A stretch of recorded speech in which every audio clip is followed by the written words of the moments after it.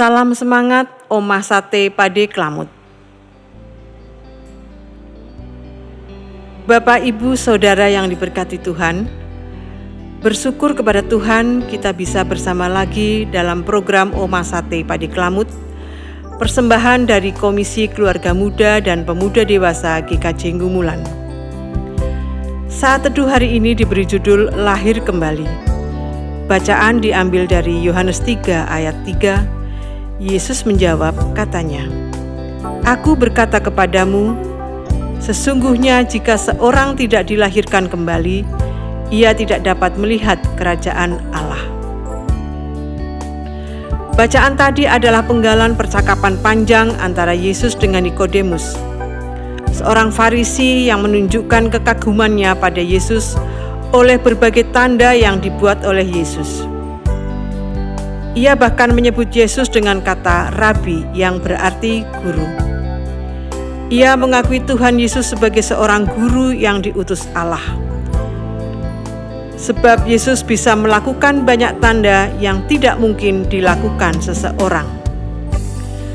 Nikodemus seolah ingin memastikan tentang rasa penasarannya dari apa yang telah ia dengar, yang telah ia lihat, dan yang telah ia saksikan mengenai Yesus. Tuhan Yesus siapa Nikodemus dan yang ada dalam benaknya. Karena itu dengan lemah lembut namun sangat tegas Tuhan Yesus menjawab dengan kiasan. Sesungguhnya jika seorang tidak dilahirkan kembali, ia tidak dapat melihat kerajaan Allah. Jawaban yang sungguh mengagetkan Nikodemus, sebab ia menangkap perkataan Tuhan Yesus itu secara harafiah. Ia memahami kata dilahirkan kembali sebagai arti lahir secara fisik atau biologis. Itulah sebabnya Nikodemus menyanggahnya. Bagaimana mungkin orang yang sudah tua masuk kembali ke rahim ibunya dan dilahirkan lagi? Dari sinilah Tuhan Yesus menegaskan tentang siapa yang dilahirkan, dan apa yang terlahir. Saudara-saudara yang diberkati Tuhan, belajar dari percakapan Tuhan Yesus dengan Nikodemus, sesungguhnya kita diingatkan tentang makna keselamatan atau yang disebut melihat kerajaan Allah. Pertama, setiap orang sesungguhnya berada dalam kondisi tidak selamat dan ia tidak mampu mengetaskan dirinya sendiri dari kondisi tidak selamat itu. Dosa dan pelanggaran membuat ia semakin tidak berdaya untuk menyelamatkan diri. Maka dia harus dibebaskan oleh Allah. Tanpa pertolongan Allah, manusia tak akan bisa mendapatkan keselamatan. Istilah dilahirkan kembali nyambung dengan kata diperanakkan, seperti dalam Mazmur 51 ayat ke-5. Sesungguhnya dalam kesalahan aku diperanakkan, dalam dosa aku dikandung ibuku. Ini adalah fakta tentang keberadaan manusia di dalam dunia. Kedua, keselamatan adalah inisiatif Allah, bukan kebaikan manusia. Maka Allah lah yang turun kepada manusia di dunia dalam diri Tuhan Yesus Kristus. Jadi siapa yang percaya kepada Tuhan Yesus dan mengikutinya, dialah yang akan beroleh pengampunan dosa dan diselamatkan. Ketiga, siapa yang menerima Tuhan Yesus sebagai juru selamatnya, ia harus menjaga hidupnya seturut dengan kehendak dan keteladanan Kristus. Dan inilah yang digambarkan sebagai dilahirkan kembali. Maka perkataan Yesus tentang dilahirkan kembali adalah menunjuk pada orang percaya, orang yang rindu menerima keselamatan Allah untuk melihat kerajaan surga.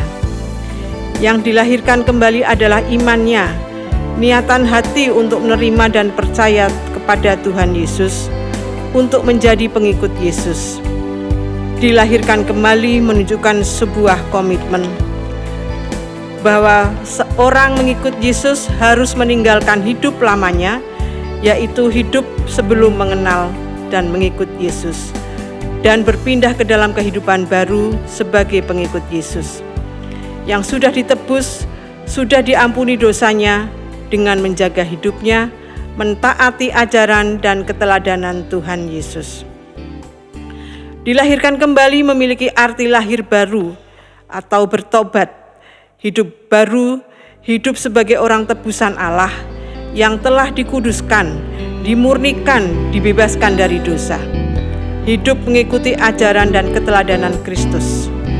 Seseorang dilahirkan kembali bukan oleh keinginan manusia di dunia, melainkan dilahirkan oleh Roh.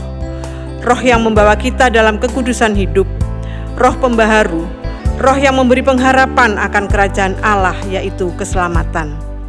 Dilahirkan kembali artinya hidup di dalam Roh Allah, Roh Kudus yang dalam persekutuan dengan Tuhan Yesus. Dilahirkan kembali membuat seseorang hidup menjadi ciptaan baru di dalam Kristus, sebagaimana tertulis dalam 2 Korintus 5 ayat 17. Siapa yang ada di dalam Kristus, ia adalah ciptaan baru, yang lama sudah berlalu, sesungguhnya yang baru sudah datang.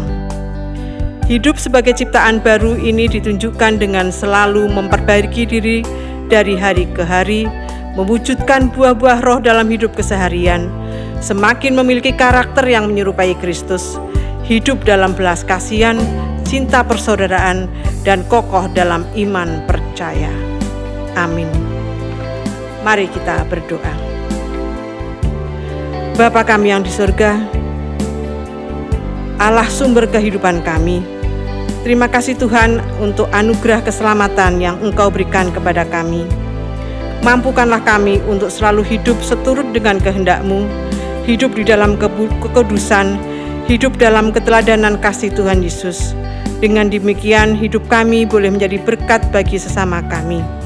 Mampukanlah kami untuk senantiasa memperbaiki diri, supaya melalui kehidupan kami, nama Tuhan dipermuliakan.